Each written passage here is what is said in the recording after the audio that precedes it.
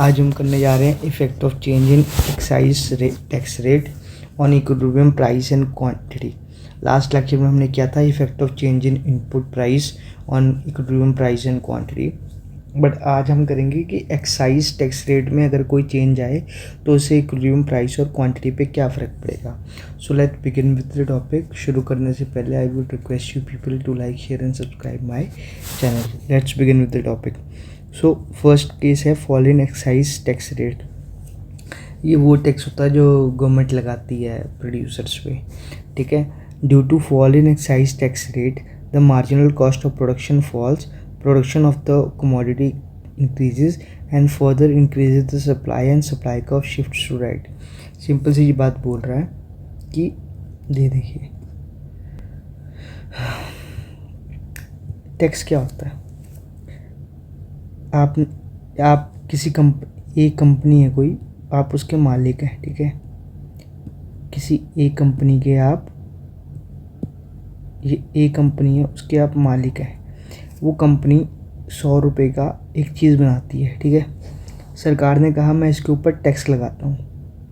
Government जैसे Trump लगा रहा है ना आजकल, वैसे सरकार ने कहा टैक्स लगाता हूँ। तो ये जो सामान आप बना रहे थे, जो पहले 100 रुपये की बन रही थी, अब वो बन रही है 120 रुपये की, ठीक है। 120 रुपये की बन रही थी। लेकिन इसका उल्टा पहला जो केस है वो है decrease in tax, decrease in excise tax. तो मतलब पहले जो 100 रुपये का सामान आपका बन रहा था, वो सरकार ने टैक्स उस पर और कम कर दिया, तो अब 80 रुपये में बनने लग गया वो सामान, ठीक है। उससे क्या हो गया, आपकी जो मार्जिनल कॉस्ट है वो फॉल कर गई।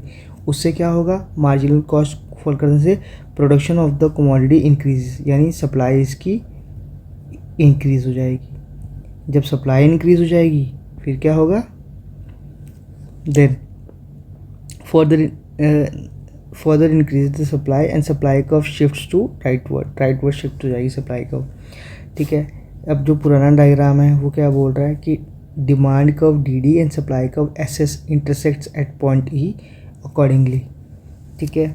ये डिमांड कर्व, ये सप्लाई कर्व इंटरसेक्ट हो रहे हैं ई पॉइंट पे, ठीक है। इक्विलिब्रियम क्वांटिटी क्या है, ओ एम। इक्विलिब्रियम प्राइस क्या है, ओ पी, ठीक है।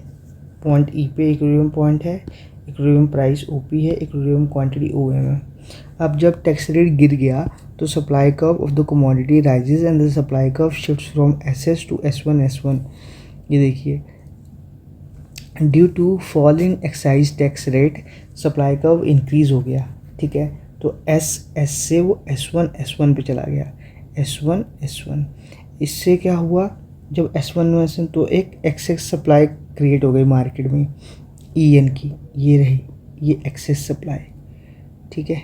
कोई और कलर ले लेता हूँ, ठीक है। ये क्रिएट हो गई EN की एक्सेस सप्लाई, ठीक है। ये रहा, this causes excess supply EN due to increase in supply.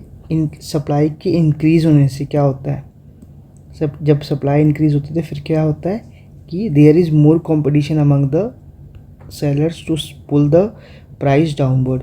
तो जो प्रोड्यूसर हैं वो अपना सामान बेचने के लिए प्राइस को नीचे ले आते हैं, डिक्रीज़ कर देते हैं। तो इसी तरह ये प्राइस डिक्रीज़ हो गया, ठीक है। प्राइस डिक्रीज़ हो गया। Due to fall in price the demand extends from E to E1। जैसे ही प्राइस गिरा, जो डिमांड है वो बढ़ गई, वो E से E1 की तरफ चली गई, ठीक है। E1 की तरफ एक्सटेंड हो गई यहाँ से, ये रहा, ठीक है।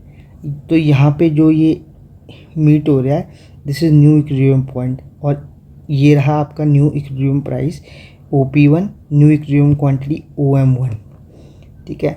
Market demand and market supply becomes equal to at point E1 and which corresponding to lower equilibrium price OP1 and higher equilibrium quantity OM1, ठीक है। तो ये होता है जब एक्साइज टैक्स डिक्रीज होता है, और उल्टा होता है इसका जब एक्साइज टैक्स इंक्रीज होता है। इंक्रीज इन एक्साइज टैक्स क्या बोलता है, ये देखिए, ओह सॉरी, वो बोलता है ये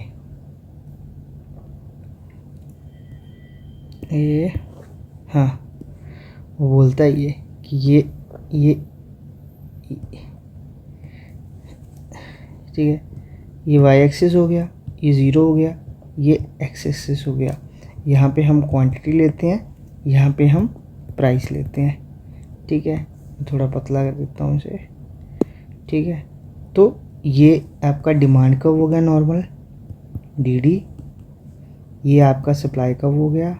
यहाँ पे इक्विलिब्रियम प्राइस एंड क्वांटिटी है, ये ई है, ये प्राइस है, ये क्वांटिटी है, ठीक है। अब इंक्रीज़ हो गया एक्साइज टैक्स इंक्रीज़ हो गया है, तो जो सप्लाई कर्व है हमारी एसएस की, वो क्या होगी, वो डिक्रीज़ हो जाएगी।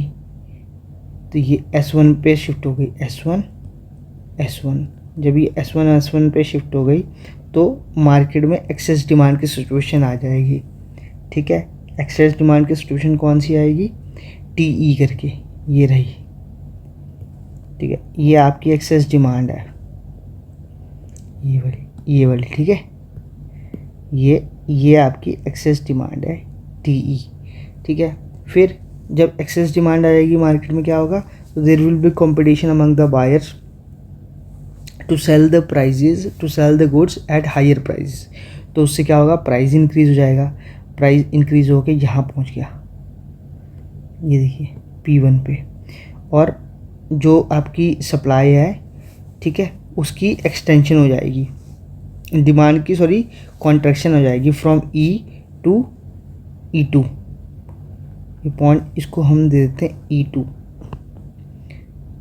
ठीक है। ये देखिए कॉजेज एक्सेस डिमांड TE, ये रहा T, ये रहा E इधर बना लेते हैं, TE की हो गई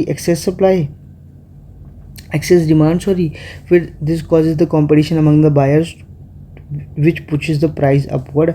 इससे क्या होता है कि क्योंकि सप्लाई कम है और डिमांड ज़्यादा है, तो जो प्राइस है वो राइज हो जाता है, ठीक है।